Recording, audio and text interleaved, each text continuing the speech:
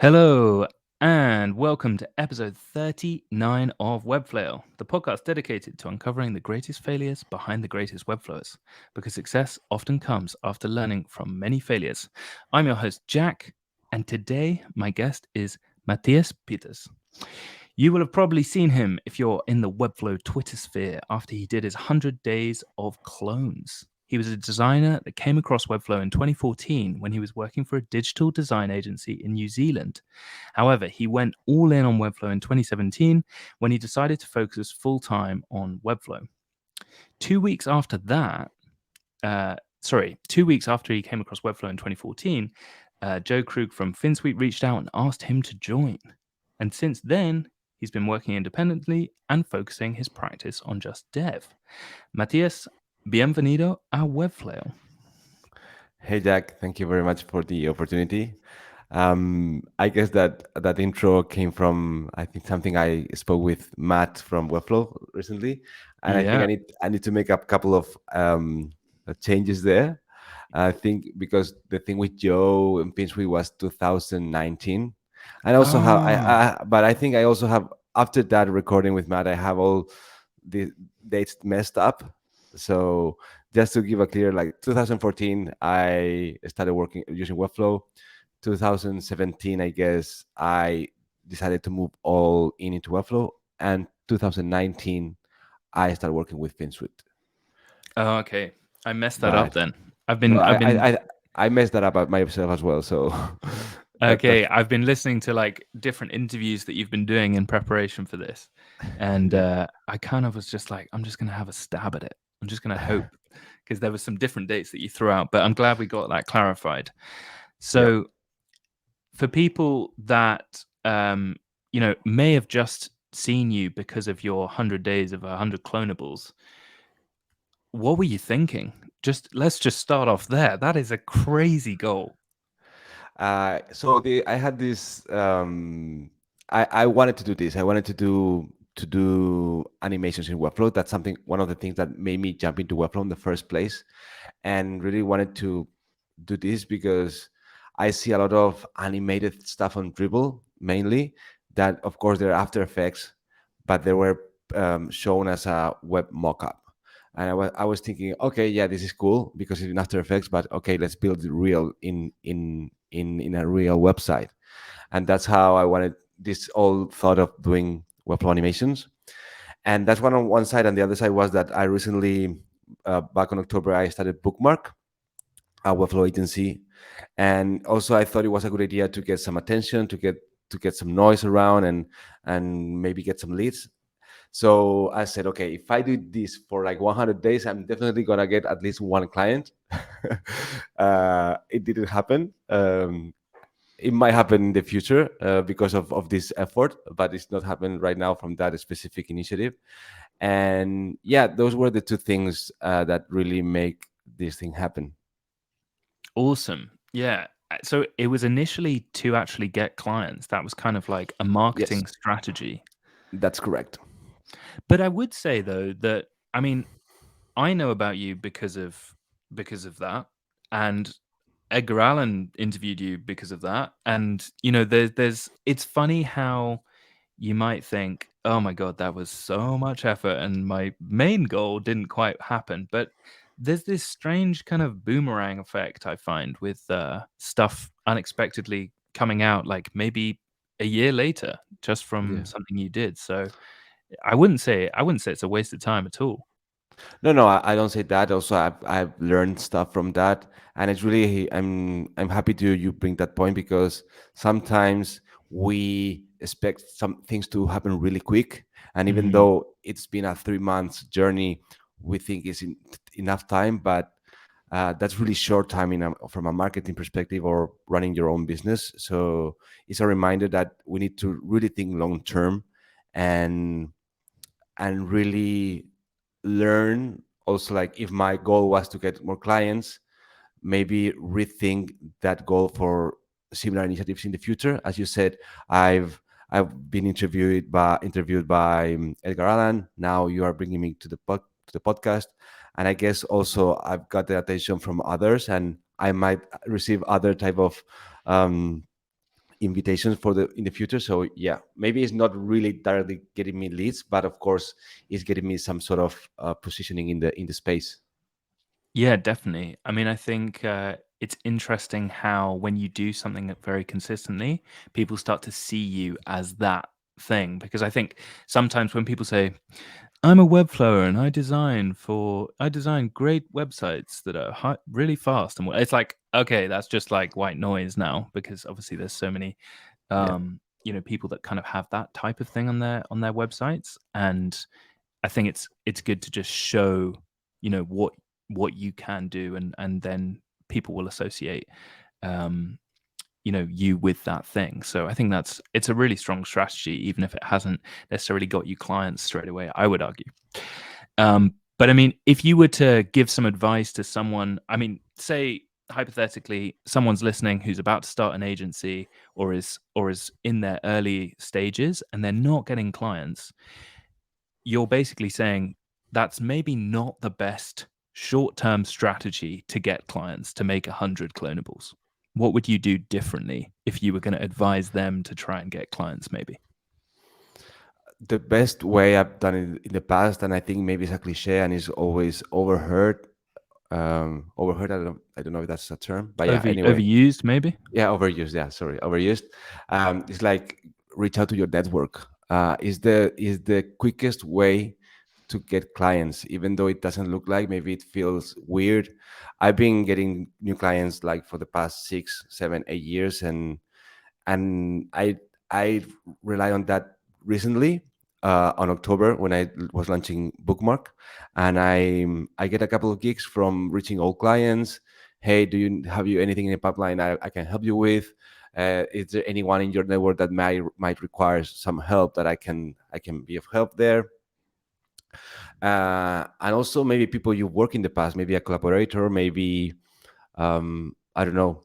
And I know that now that I have my network, because I've been here for a while, I have those sort of connections. But if you're really starting and you don't have connections on the let's say professional space, you can reach out to people in your community, like in your neighborhood, your people in your family, in your like extended family. Um, and I think people will be surprised of the response. And it's not that maybe you won't like you will get a direct yes from those people, but you're letting the world know that you are actively looking for those type of collaborations, and things will start happening at some point. Once that being said, also to always think long term. These type of things, they are not gonna be a overnight change. It's not gonna happen on 1 or 2 or 3 months. Let it like as you were saying, you need to be consistent and think on the long term. Yeah, definitely. I think that's great advice.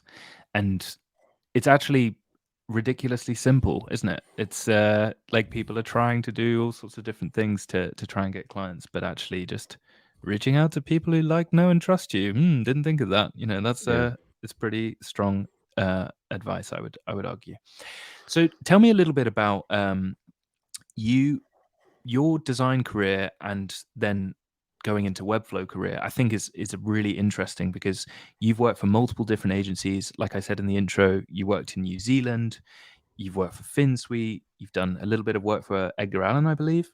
So I mean, tell me a little bit about how you went from design to dev, and why you then started your own agency. Okay. So, well, I'm a graphic designer. That's what I went to university for. And but I don't know why I had this teacher back in high school that he was teaching us HTML and CSS. I remember that at this time, I think we're talking about, I don't know, 2004. I don't know. Anyway, uh, and I had this. I liked HTML and CSS and all that stuff. Um, and then during my my graphic design, when I was studying that, I knew that thing. And when I came back, I came to the like professional space. I landed my first job on a like in a startup here in Spain, and because of that, I was doing some small WordPress work, uh, mainly design, but also WordPress, and always tied to digital space. At that point, print was still a thing, still now and nowadays, of course, but with digital is taking over the place more and more with time, and always tied to the digital space. And from there, I went to an agency in New Zealand. I lived there for a while. Um, at that point was when I ran over Webflow. So at that stage, I wasn't doing any dev work. Mainly was web design, but Webflow at that time gave me um, a way of communicating with front end developers to show them in a visual way what I was wanting to achieve. Because of course I was working on static files. There was no movement, so I was able to recreate some of those layouts in Webflow and animations in Webflow and communicate with devs. And that was my starting point with Webflow. Then when I moved full into Webflow, a good thing happened to me that Joe contacted me and I started working as a freelancer, but full time for FinSuite. I was there like almost for 2 years. A really good experience to work at that level, and then decided to do uh, my own thing after FinSuite, and I was doing both design and development. But I came to this place that I said, "Hey, building a website is so difficult, so many pieces that come into place. I need to simplify my mental load when doing this." So I decided to move into dev because I really liked the idea of building logical systems to find some patterns there and building really from the foundation of a well-defined system. So I decided to go freelance and work with people such as Edgar Allan, Edgar Allan, as you were saying. Um, uh, and then from there, I realized, hey, I want to build my own team. I already know what's working with clients. I want to scale a little bit, not to be a huge team. And that's why I came to build Bookmark on October. But I need to say that there's an update here that I might scale back because I didn't realize what it really means to build a team. I, I there's much more skills involved than just being a freelancer or a solopreneur, and I might scale back and do something between, like, I didn't want to jump into cli- into projects, but I realized that I need to do it and have a more defined process before I bring people in to do that. Okay, wait. So I'm just going to say back to you what you just said because there were loads of different things there. So Yeah. started out with Webflow to actually just show devs what you were trying to achieve. So you're kind of using it more as like a prototyping tool, really. And then you were like, oh wait, I can actually build what I want to just build on this. So then you really learned Webflow and you really went in. And then Joe reaches out, come join us.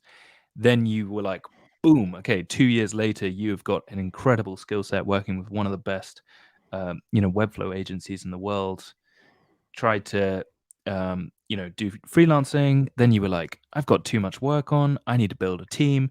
Now you've started building a team, but you're like, wait, building a team is actually way harder than I realized.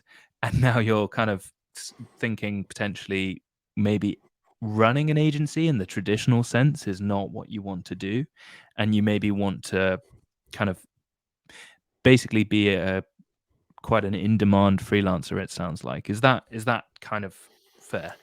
Yeah, I'm still navigating this last thought I share because I'm still on that specific process. But I believe that at this point I cannot just like handle a complete project to someone else.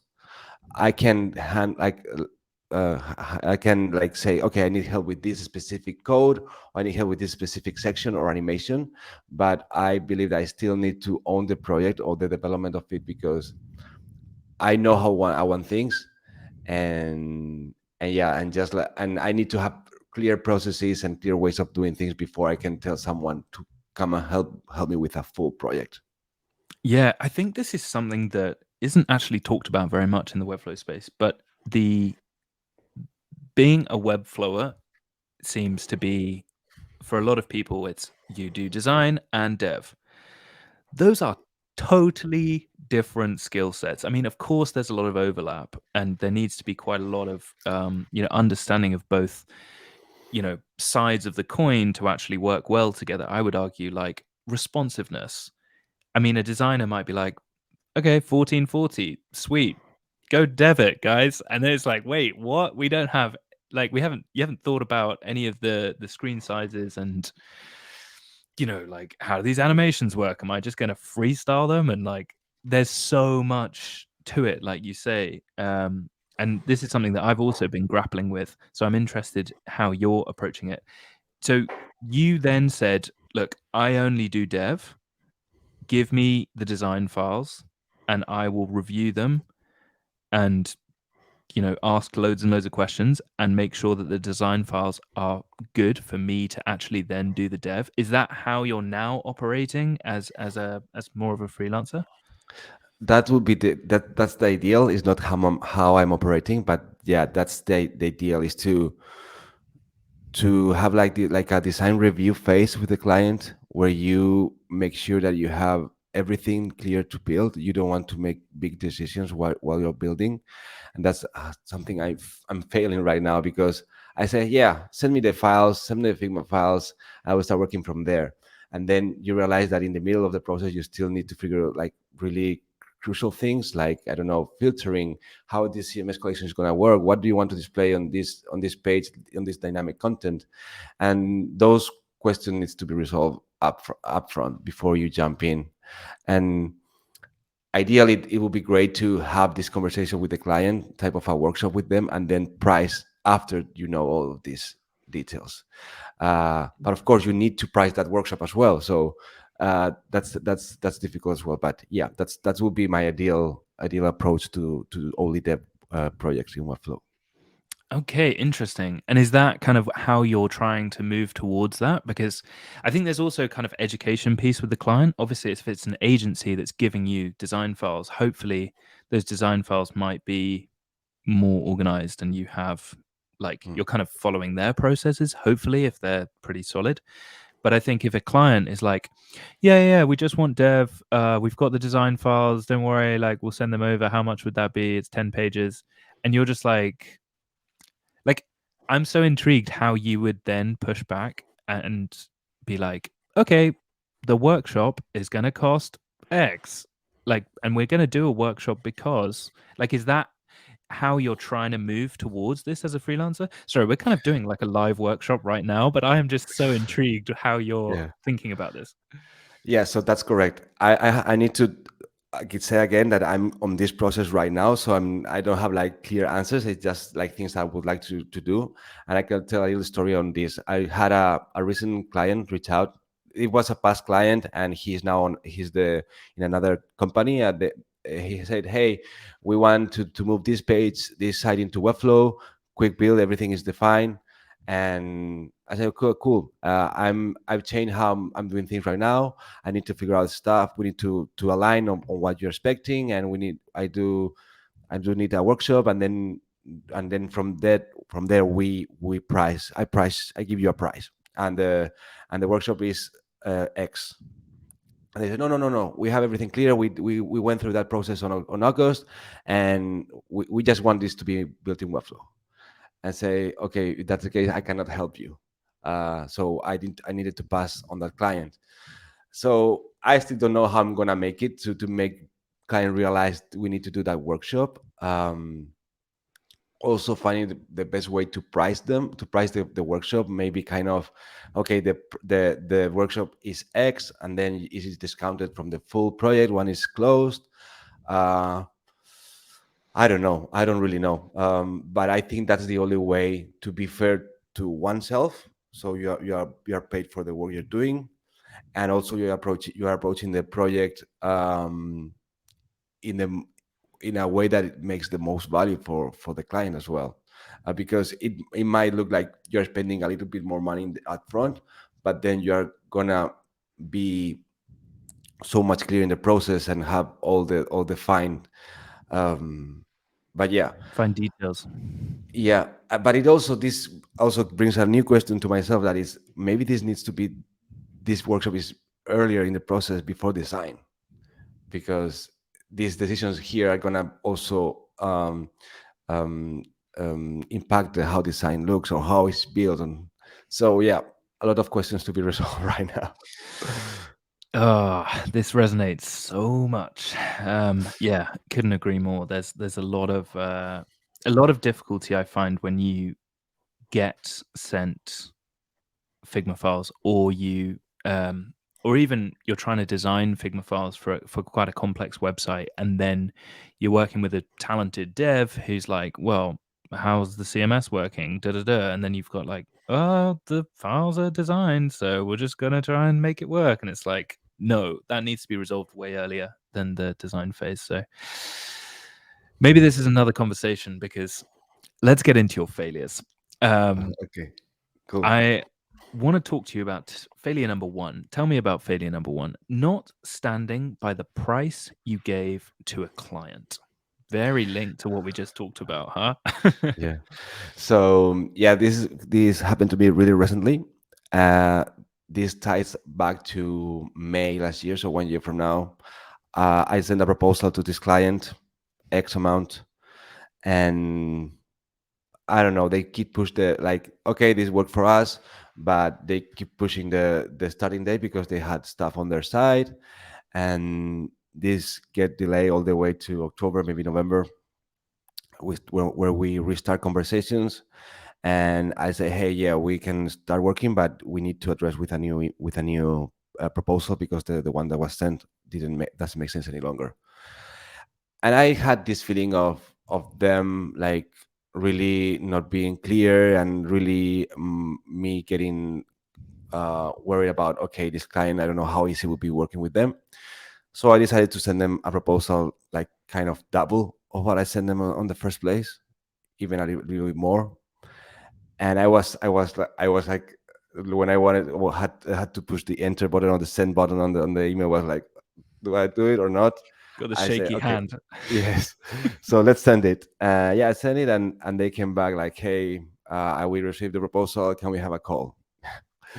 And say they didn't really specify they wanted to talk about the proposal. So I had in mind they wanted to discuss the price, but it wasn't clear. And yeah, on the call, I didn't prepare myself for that scenario. I thought that might be a scenario, but I didn't prepare for that. So I kind of with any tools on that call.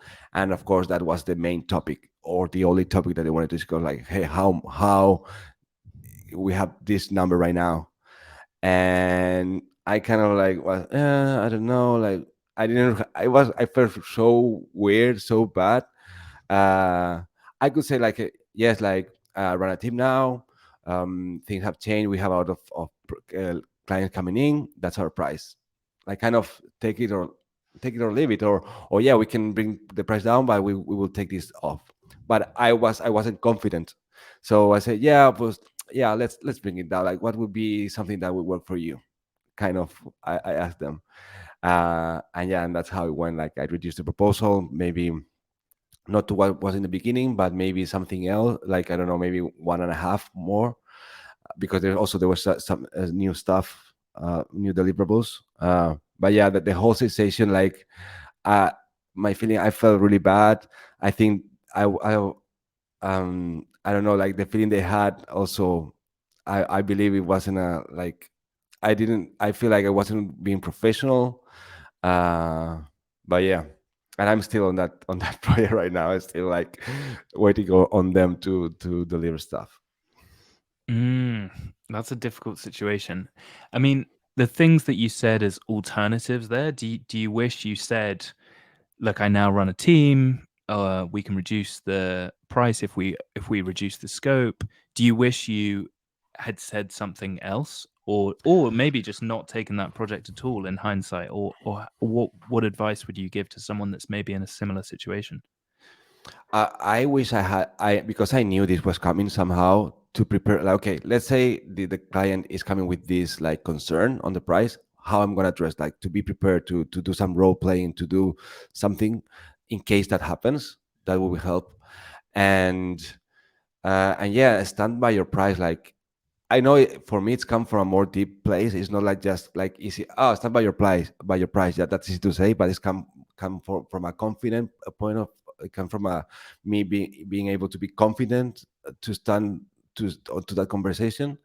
So I would say, um, only send a price to your client that you can stand by. First of all, if you're thinking you are overcharging, and if they come back with a concern and you cannot have that conversation, don't send it. Send a price that you will be able to stand by that price on first place. And then if you believe in that price, you can just say, hey, this is how it, like, you shouldn't be this, Chris Do speaks about this, you shouldn't be validating your like your price. You shouldn't Give reasons to give justify it. reasons. Yeah, you don't need to justify your price. You just need to say, that's what I'm that's our price, that's my price, that's how, and that's it. And remain quiet. And that's, I know it sounds easy to say, but it's hard to, it's something you need to develop with time. It's something that comes overnight. But yeah, that's where I would like to be at some point in the future. Yeah, I mean, Christo does make it sound so easy, but I think there is like an inner confidence that, he has obviously developed after having worked Mm, with people like Coldplay, and like, his agency, The mm, Future, has worked with some incredible clients, and he can justify that price from having that type of work, um, behind him. But for someone that's starting out, I'm just intrigued. This phrase "stand by your price," you should not feel like this price is too much. Is the advice that you're giving then just, you know, you you should know what is appropriate for your level of experience, and you should just charge that without feeling guilty. And if you are charging without feeling guilty and that's what you send, then that is the right price. Is that what you're saying? Because I guess for people that are listening, they might be in the first yeah. year of Webflow and they're just like, what the hell is an appropriate price? I don't even know. And there's, obviously different people from different countries, there's completely different markets. It's just I feel like this phrase, stand by your price, I think it's really, really important idea, but I'm just trying to break it down a little bit more. Like, what does that mean? Okay, so first thing I would say here, to know what other people are charging in the space on similar deliverables, so that give you a feeling of where you, if you are on top, you're in the same, or you're lower than that. Once you can have a proper idea of that, you can throw a number like, okay, how much would be like a landing page to build in Webflow? How much you would like to be paid? Okay, I want to be paid whatever, 1K. Okay, so put yourself in a scenario like the client is saying, okay, that's too much for us. Like how come 1K? That I don't understand. Let put yourself on that scenario. Would you able to stand that conversation without justifying your price? Uh, if you can, if you're not able to do that, bring it low to a place where you can say, yeah, that's my price, and nothing else, like to be confident of the price. I think that's a good exercise. And every time that you get a new client, like every time you close a new deal, it gives you the also the confidence to raise your rates a little bit more. So if you're charging 800 for a landing page, maybe you're charging 1K the next one, or 1.5K the next one. So that's the way you build up your rates, and you're confident on pricing, if that makes sense. Yeah. If anyone kind of wants more advice about this, there's a guy called Jamie Brindle who is really big on Instagram, and he does a lot of kind of scenarios, like role playing with this type of thing, and they're really, really interesting. But one thing he talks about, which sounds very similar to your idea, is essentially you shouldn't be getting accepted for every single job you send a proposal for. Like, if you're getting accepted half the time, that's quite a good way to know that you're, sending an appropriate, like, ballpark. If everyone's like, "Yep, great, cool, when can we start?" Then that's maybe a little bit Mm. like, "Oh, maybe I'm underselling myself," or maybe you're actually a far more valuable than you realize, if they feel like they're getting an amazing, amazing deal. Like, deal of the century should not, um maybe doesn't necessarily reflect how good you are. So yeah, interesting advice there to stand by your price and have that inner confidence that just comes through time as well. I think that's another thing to say, that like, yeah, Chris Do just says that's my price and just sits there in silence. If you do that for your first your first client, like fair enough. But I also think, it takes time to develop that inner confidence and trust that you can deliver the value that you say you can deliver. Yeah. Yeah, I always think on the long run. This is a long run journey, so don't expect changes like, yeah, the day after.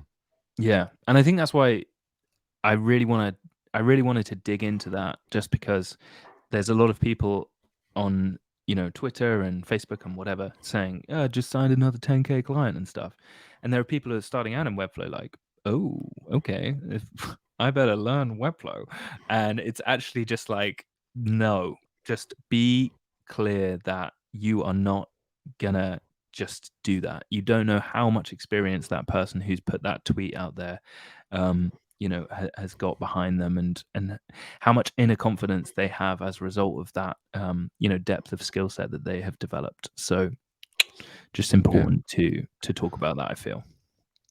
Yeah, that's a good point that you bring, because social. I have this love-hate relationship with social media. When you see this kind of post, like, it looks really simple when someone says that way with one sentence. Okay, 10K new client. Like, yeah, sure, but I don't know. People are not speaking of their fails as we're doing here.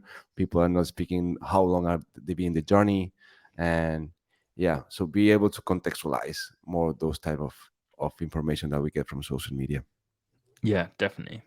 um I think if anyone is really trying to work out like what is appropriate for them, talk to other people in your same experience level, and also maybe talk to people that are a little bit ahead of you, not 20 years ahead of you, because that's maybe not terribly helpful, but someone that's maybe has been working for a year longer at the freelancer skill set that you're trying to achieve. I think that's helpful.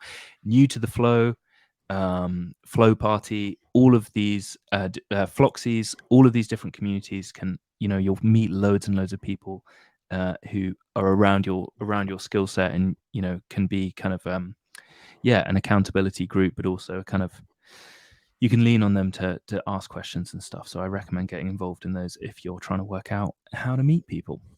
Mm. Yeah, and I wanted to add as well that feeling is not only for newcomers. Get it myself as well. Like, even though I've been years in the space, I feel I still need to work out those things. And it reminds me a Twitter thread the other day. Someone, I think his name is Riley. He was posting how much he was charging as a freelancer, and a whole people another people start posting there, and I saw how Grace on Grid, someone really prominent in the Webflow space, she shared what she was charging. I said, wow, I need to I need to bring my rates up. Like, so that is, it's a really when you see someone being able to charge a little bit more than you are charging, you feel like you can do it as well. Not 10x, but maybe double, or maybe one and a half, something like that. Is really valuable to see what others are capable of doing on that. Yeah, definitely. I think it's really inspiring to see, but it's also worth, understanding the context of, Yep. Grace has been doing this for a little while, and she's worked at an agency and et cetera, et Yep. cetera. So, but yeah, agreed. Regardless of your level, it's great to find, yeah, compadres. Definitely not the right word to use there. Tell me about failure number 2: not sticking to the plans you make. Yeah, so that's something that I realized recently as well. That okay, now that like, since I decided to be an entrepreneur, I need to plan. I need to have some goals and objectives, and plan on them. And I came, and I'm good at that. I may spend like a few hours doing, or days planning on some stuff. But when it comes to the moment to do them, I don't know. I change them, or I don't do them at all, or I go the all halfway through, but then I stop for some reason, and I'm still figuring out why is happening that to me, or why I'm not able to stick to the plan, even though I believe it's a good plan and I plan it myself. I think it comes from a more emotional, like when I'm doing the plan is the rational part of me that is planning. And then when it comes to do it, it comes the emotion, like, oh, I don't feel like doing this right now. I want to do these other things. Or maybe, yeah, it's more emotional thing. I need to overcome that emotional when it comes to doing the plan. Mm. And you're saying that this impacts you both in your professional life, but your personal life as well. I mean, what can you give us an example of, how this actually plays out? So in my professional life, it's like I've been changing my objectives all the time. So as I've been saying, it's the long run game, and I haven't been able to do really a run game because I've been changing all the time. So I started with FinSuite, then I would try to create a agency for the Spanish speaking companies. Then I went freelancing again for high end workflow agencies. Now I'm building my team. Now I'm thinking of scaling down again. So not sticking to the plan. That's what that's the impact of not sticking to the plan. Up until today, I still feel that I don't have traction on my business, on my professional life. I still struggle to see how I'm gonna get paid like a few months from now. I'm still getting clients because from a not desperate point of view, but kind of desperation is playing a role. So that doesn't allow you to be your better self when you're closing a deal. Maybe you're jumping to projects that might not be the best fit, and so I'm still struggling with that. And that's I think that's directly related to my inability or lack of ability to really stick to the plan. Wow. Okay. And why do you think that is? Uh, why I can I don't know. It's like kind of yeah. I'm gonna lose weight. I'm gonna eat only this every day, and then that they can like okay, you're 1 week on it, you're doing it, but then oh, I want that piece of cake over there. Ah, let's do it. And yeah, you like I don't know, like you don't. Uh, there's people that are more capable of okay, this is my objective. I'm gonna keep going, and there's people like me that's more like oh, I'm that give out of space to their emotional side and to operate on how are they feeling that day, right? Um, I think that also has a good part. Like I'm a really emotional person. I really take up. I'm able to talk about emotions. Like I really when I on a one-on-one conversation, I'm really able to go deep and feel comfortable with emotions. But yeah, on when things need to get done, it's not a really good companion.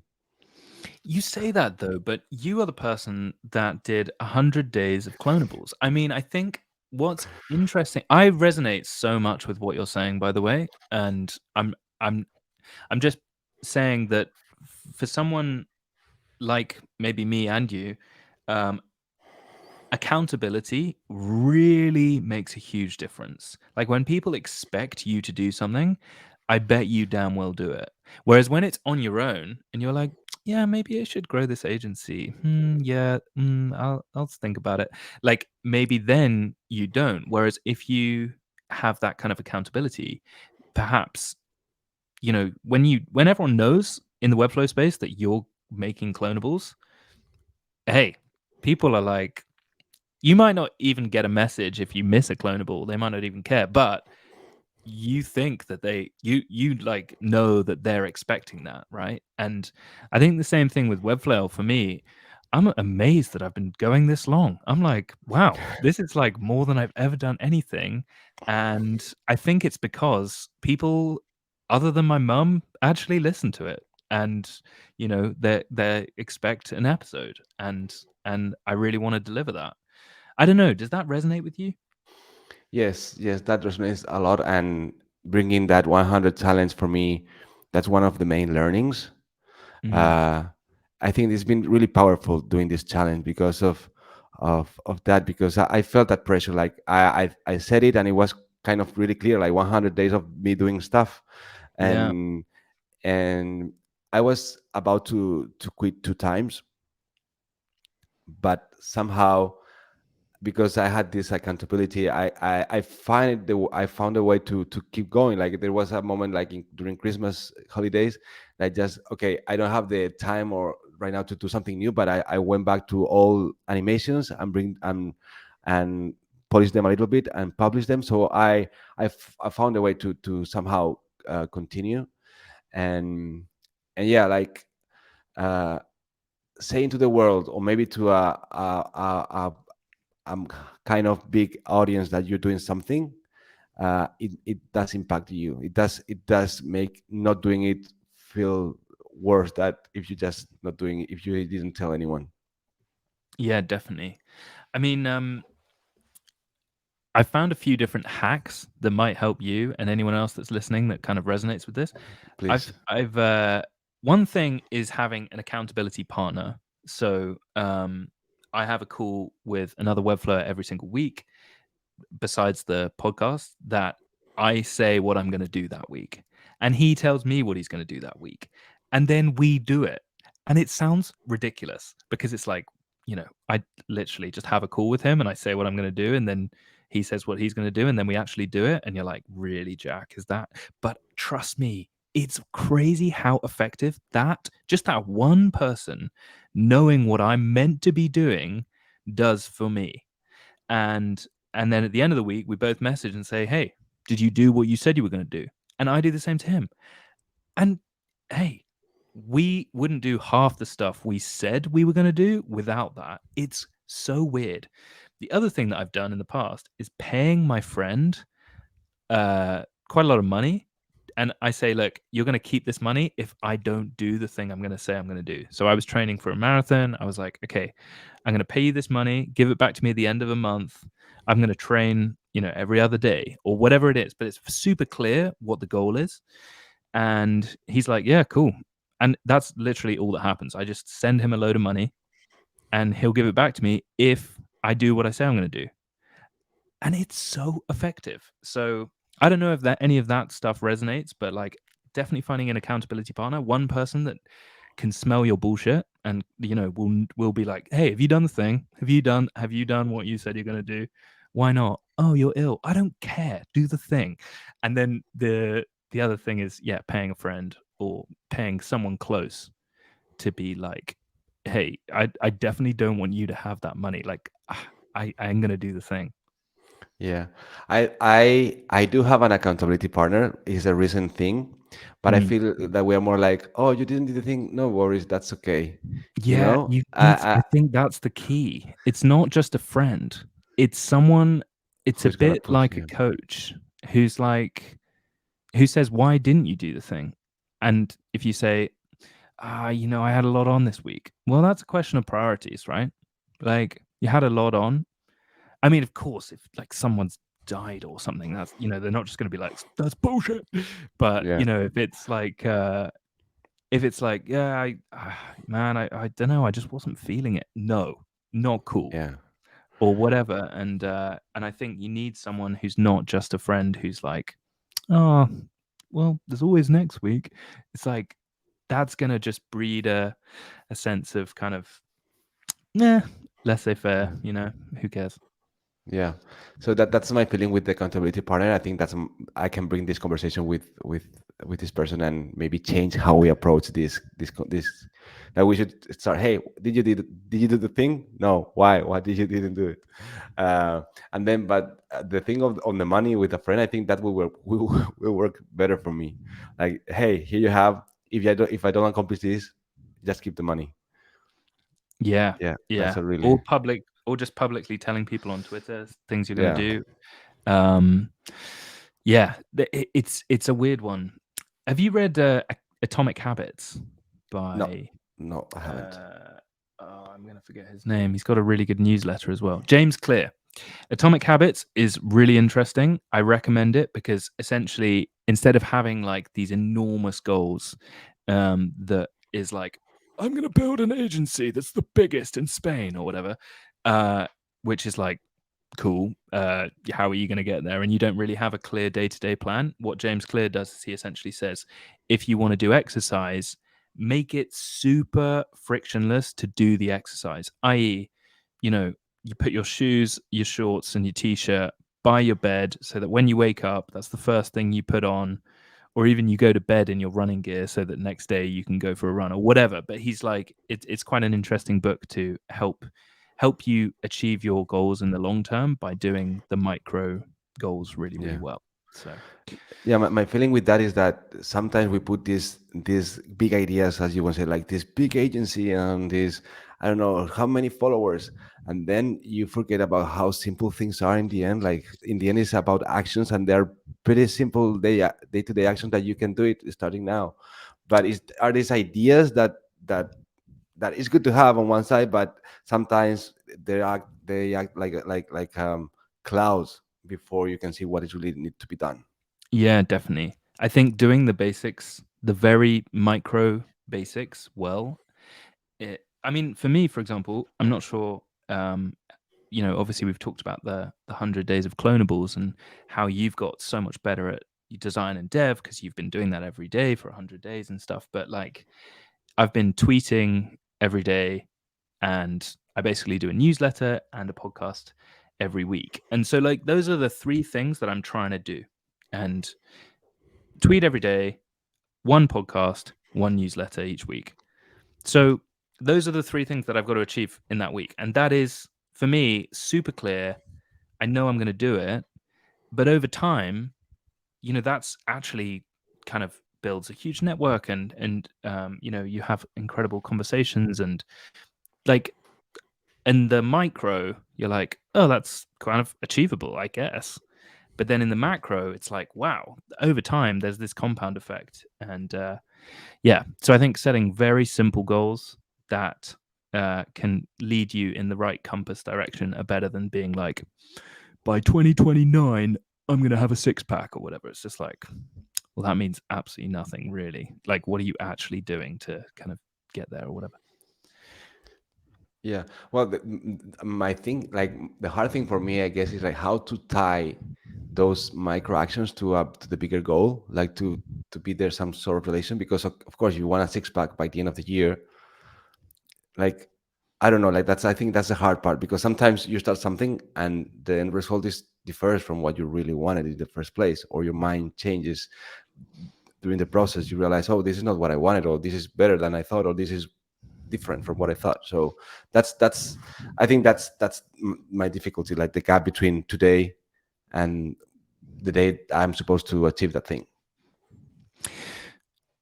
I mean, we could do this every week, but I definitely think for me, seeing a therapist has been game changing. And that's something else that I reckon if there's kind of like these simple tips, Jack, yeah, cool, but actually there's something more fundamental that's kind of blocking me. I definitely think talking about that more and more will help you uncover it more and more. And I'm no expert, by the way, at all. And I'm sorry, I'm not like, maybe it's completely wrong of me to say. I think seeing a therapist would really help, but it's really, really helped me. And I think about a lot of the same stuff. So Yeah. food for thought. I'm not sure if, I yeah. be, I be, I'm on that thought as well. I see a therapy every week mostly, and Okay. yeah, Ah, and yeah, and it works for me as well. it's amazing. Guys, go do therapy. It's so good. Game changing. Okay, sorry, we're getting off topic here. Tell me about failure number 3, stepping out of a closed deal because you were afraid you couldn't deliver. Okay, so this is not longer something that's happening right now to me. It's more from like old me. I would say like maybe 5, 6, 7 years ago. I still have the same feeling of that fear sometimes, but now I overcome it and I just jump into the project and do it well.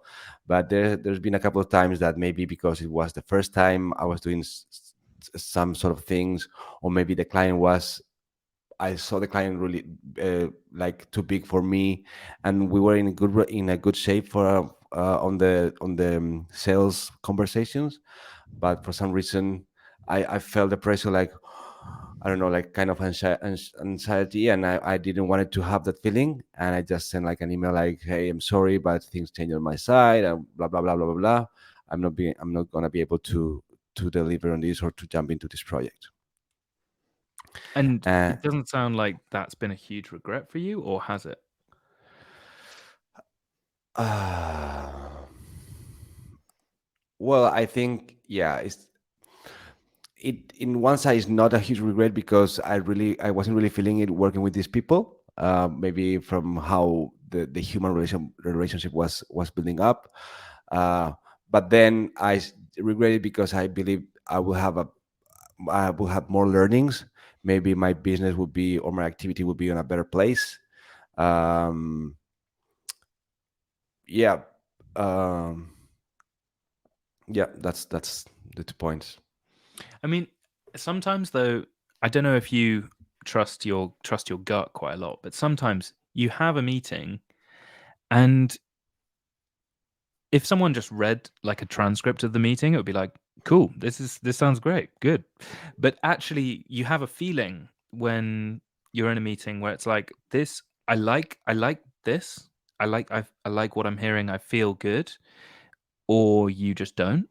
And I think it's important to listen to that as much as um maybe as much as just the objective what people are saying. So I don't know if it's necessarily like a bad thing to kind of feel that, but maybe if it's coming from a place of fear, that's a slightly different thing.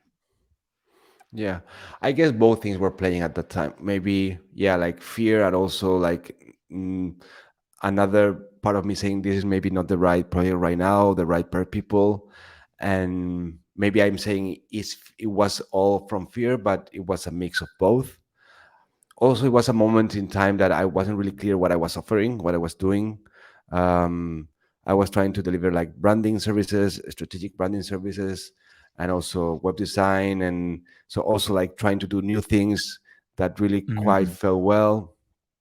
So because also like as you were saying, like when you read the transcript, sometimes and if I've been there, like neither the client neither you know what you're talking about. Like you're just that's like okay, we're going to do this project, but we don't really we are using all these like buzzwords. There's nothing tangible. And as I've been growing on my career, I've been able to escape from that. But in the beginning, I felt like I had to use all these like big words, and some clients also that they are also new to what they're doing, they kind of trust you or they go in the same direction. And yeah, this weird relationships sometimes happen. but mm. um, but yeah, I wish I could maybe if not maybe to have a better understanding of why I was jumping out of those projects. Maybe I'm calling that fear right now, but maybe what I wish I had was more understanding of why I don't want to jump here in this project, and also articulate that to the possible client. And because right now it's like it feels like okay, I said no, and I don't know really why I said no on that place on that moment. Interesting. I mean, um, there's a guy called Thorir Runarsson who runs a Snow House agency in Iceland, and he talked about how um, they basically do like a review process after finishing a job to understand, what went well, what didn't go well, what should we have spent more time on, what should we not, etc. I wonder if that would be a healthy process to go through actually when you don't get jobs. If you didn't get a job or you turned down a job, to kind of review that and just maybe like write down what happened. Hmm. Yeah, that's something I don't know if this person talks about that internally or with the client. I think both would be valuable if the client is up to that. But of course, internally, right now I'm in a project that I'm wishing to end for this specific reason. Like I call like a post-mortem thing, where you go through okay, what went well, what went wrong, what could be improved. I think that's a normal kind of process that some agencies or companies do. It's really enlightening. Could be really enlightening. Mm. But also maybe I wasn't thinking of bringing that to a non-closed deal or to something to a conversation that didn't finalize on a deal. It would be also a good thing to reflect on. Good practice, yeah. I think sometimes though, when we offer, and I'm speaking from my personal experience, like when you try and offer all sorts of different skill sets, different services to someone, some of them, it's a bit like a Chinese buffet. Some of them might be really good, some of them might be really hot, some of them might be kind of cold because you haven't done them in a little while. And I'm kind of mixing my metaphors here, but what I'm trying to say is that maybe you don't have tight processes for all the different stages to guide a client through, and and actually maybe that's a sign that you should limit what you offer and just make it an Italian 3-course meal, you know? Hmm.